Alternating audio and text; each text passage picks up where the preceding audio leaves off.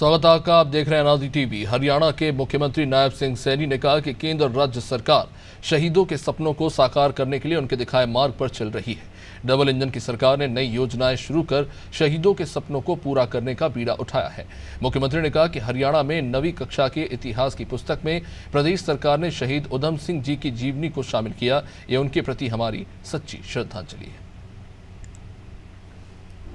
मुख्यमंत्री नायब सिंह सैनी ने सिरसा में डेरा बाबा भूमड़ शाह संघर्ष सरिस्ता में शिरोमणि शहीद उधम सिंह के 84वें शहीदी महासम्मेलन में शहीदों को श्रद्धांजलि अर्पित की।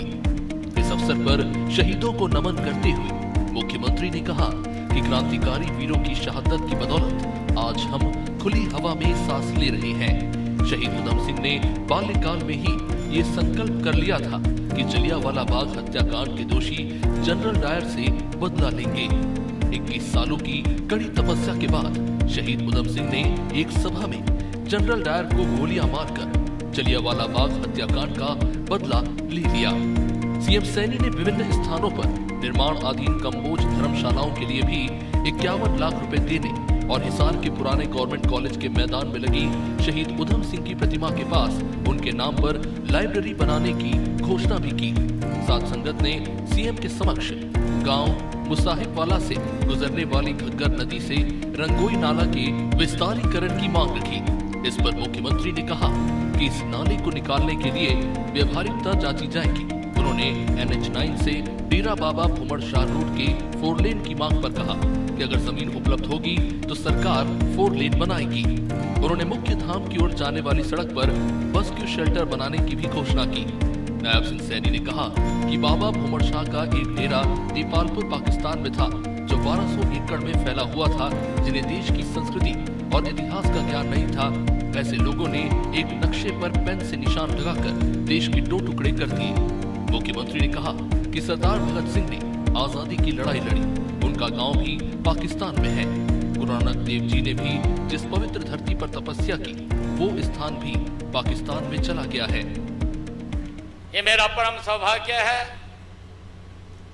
कि आज ऐसे महान क्रांतिकारी वीर शहीद उधम सिंह की इस शहीदी दिवस के अवसर पर आज ये कार्यक्रम का आयोजन यहां पर किया गया है।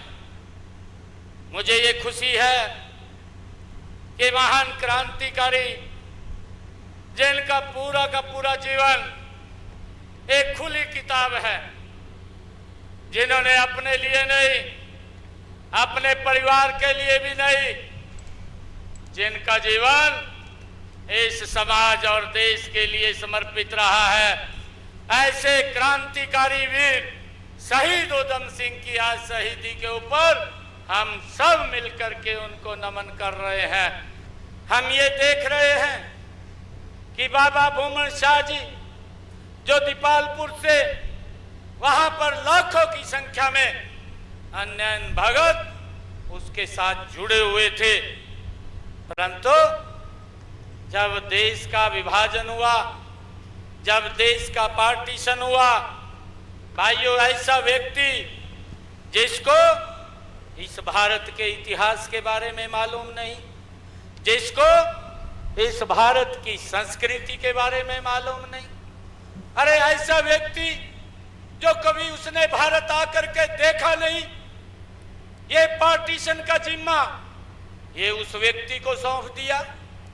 ये रेडक्लिफ नाम का व्यक्ति इंग्लैंड से एक व्यक्ति वहां से आता है और आकर के मेरे भारत भूमि के नक्शे के ऊपर एक लाइन खींच देता है और लाइन खींच करके जो हमारे दीपालपुर का बाबा भूमड़ शाह जी का जो भव्य 1200 एकड़ में फैला हुआ वहां पर एक बड़ा साम्राज्य था, वो साम्राज्य भी वो पाकिस्तान के अंदर देखते ही देखते चला गया। मुझे इस बात का भी दुख है कि जिस पवित्र भूमि के ऊपर भाइयों गुरु नानक देव जी ने लंबे समय तक बैठ करके वहां पर तपस्या की, वो स्थान भी पाकिस्तान के अंदर चला गया।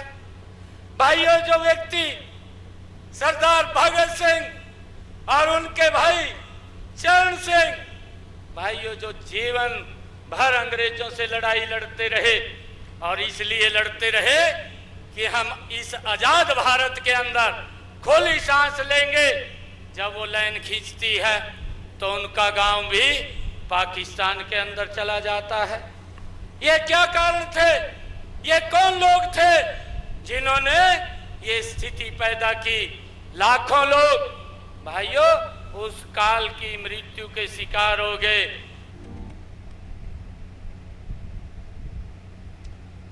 चलिए यहाँ पर रुकेंगे एक छोटे से ब्रेक के लिए।